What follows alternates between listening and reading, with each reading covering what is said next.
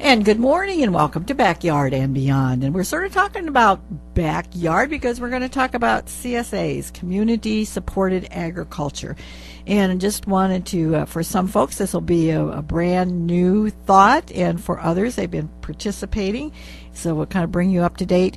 And then in the future, we're going to be actually talking to some of the producers who work and produce CSAs.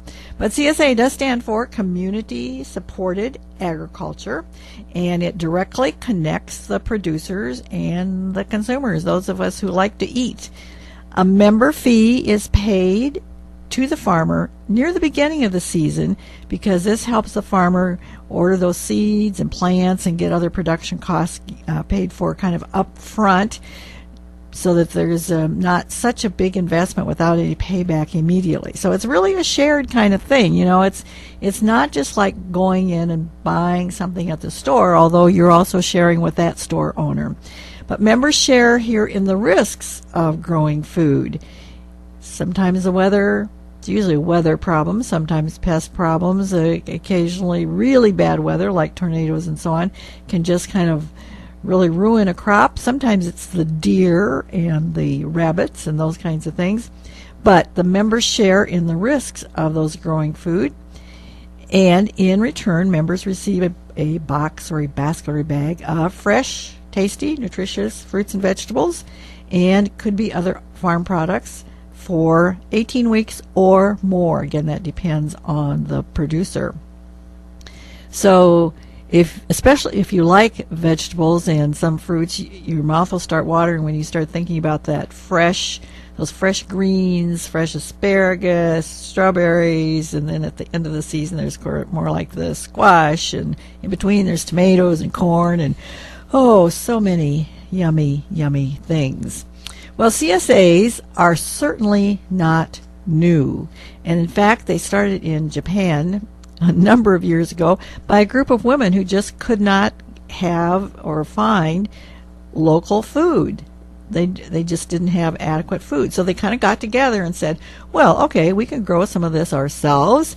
And then other people besides the people who were growing it said, well, we'd really like to get in on this. And so that's how the idea sort of grew.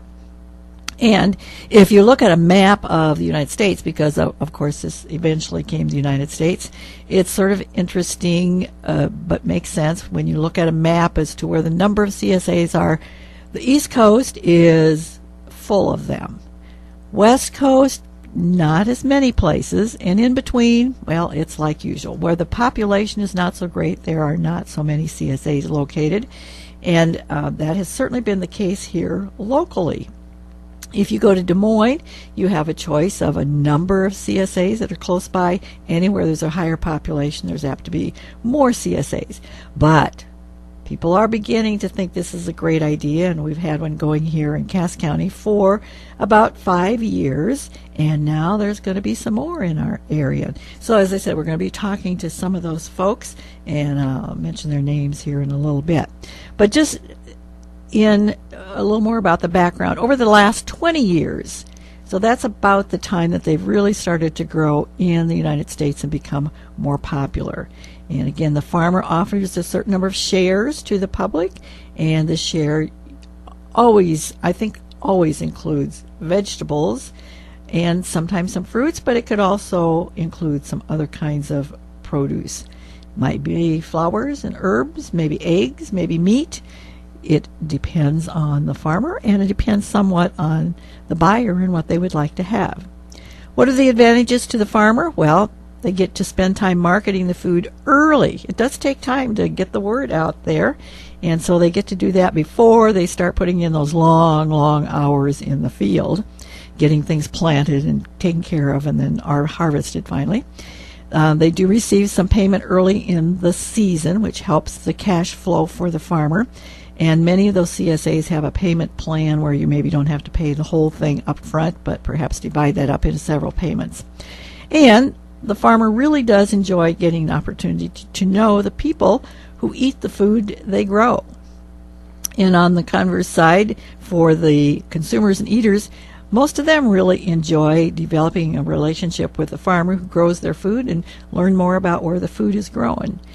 Of course, other benefits include getting that ultra-fresh food. Hasn't been shipped across the United States. It, in some cases, is harvested the morning before you get it. So it's ultra-fresh, which means that usually it has higher nutritional value and great flavor.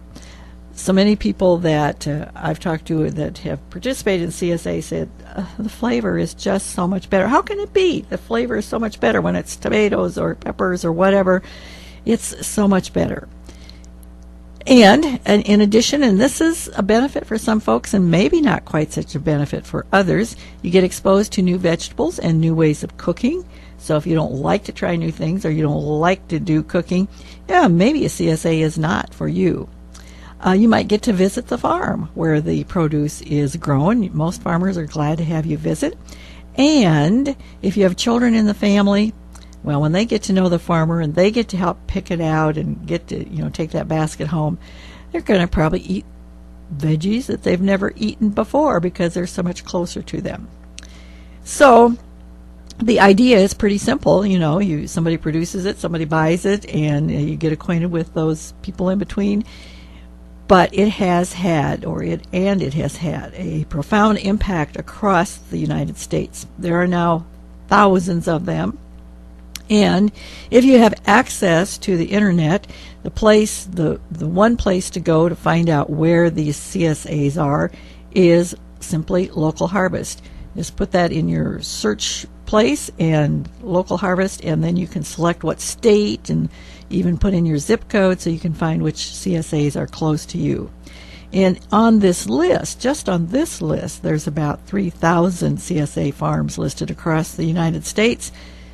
And as I said, then you zero in and there's going to be a few fewer next to us, but more choices coming. So as I sort of indicated earlier, and as you might expect, farmers have begun to produce variations. One increasingly common one, and this is one that I've not seen locally, is a mix and match or market style, and really becomes more like a farmer's market. But the CSA people come and they can get their basket and pick out what they want rather than having it put into their basket and delivered to them. So I think, again, that's where there's higher populations and there are more people to have variations that they'd like to choose from. Also, we mentioned that it may not just be fruits and veggies, and I would say for the most part, the greater part of them are vegetables, but for some people, they may have fresh meats. It could be chicken, it could be beef, it could be pork, it could be lamb, fresh eggs, farm fresh eggs. It might be flowers. In some cases, it might even be preserved farm products such as jelly and jams, or some have even offered fresh baked products like bread. So every CSA can be a little different, and of course that's farmer driven, but most of the CSAs have some way for people to respond. The person-to-person, face-to-face comment is a great way, but most of them also have some kind of card, something where people can fill out what they are feeling about that food. And mentioning that, just a few comments from some cards that were received in the local CSA says, "I love the program. I'm so glad I found you. This is a perfect fit for me." Another one said, "It is good to know where your food comes from. The freshness of the vegetables is spectacular. You feel like you're getting many more nutrients from the fresh vegetables." And another one said, "The CSA has been great. Some items we really enjoyed: yellow tomatoes, hot peppers, white raspberries, sweet corn. Overall, a terrific program." Those are just a few comments from our local one. And I should mention that our local one, of course, 99% of the food was grown by Denise O'Brien and Larry Harris. And if you've been listening to KJN, you know that Denise is off to Afghanistan here in about a week. She'll be leaving to get some training and then go off to Afghanistan. So who's going to do the CSA? We've had some members say, what's going to happen to our CSA? Well, the good news is that Dale and Gina Rash from Bridgewater Farm will be doing the CSA locally. And more good news is that we have some folks over in East Potawatomi that are also going to be doing a CSA. So you'll have a couple to choose from. And one of the people we're going to be talking with in the future is Mike Von Wy, who is a part of sort of a cooperative CSA. That's sort of another way of where 2 or 3 farmers get together and kind of specialize. Not all of them may grow all of the produce, but together they can put together a good variety of things. So there are always some complaints, of course, too. You always have complaints because it's people. But those complaints are so few. I'd say the majority of people just think this CSA, once they've selected to do this, is a really, really great thing. Often the CSAs also provide ideas for using the produce. It may be a recipe each week. It may be a recipe book. It may be a newsletter, but often provide information on how to use that product and sometimes how to store it, because occasionally when there have been so many green beans produced or so many heads of cabbage, you go, I don't think I can use all of these this week, so now what do I do with it? Well, most often the producers will have some suggestions for that also. So as we mentioned too, it's a way of finding out some produce that you never knew about, and we've had those comments in our local CSA saying, I would never have purchased this product, and even one of them was eggplant. I would never have purchased that in our local grocery store because I didn't know anything about it. Well, when it's in my basket, I found out and I loved it. So it's a learning experience for everybody. As I said, we're going to be talking to some of the producers, and if you want to right now know where some of those are located, as I mentioned, just go to search and put in CSA and put in your zip code, and you'll find a list of those that are nearby. So we'll be talking more about CSAs. It's time to think about it. And until next time, a sourpuss is a person whose face looks as if it has worn out before the body.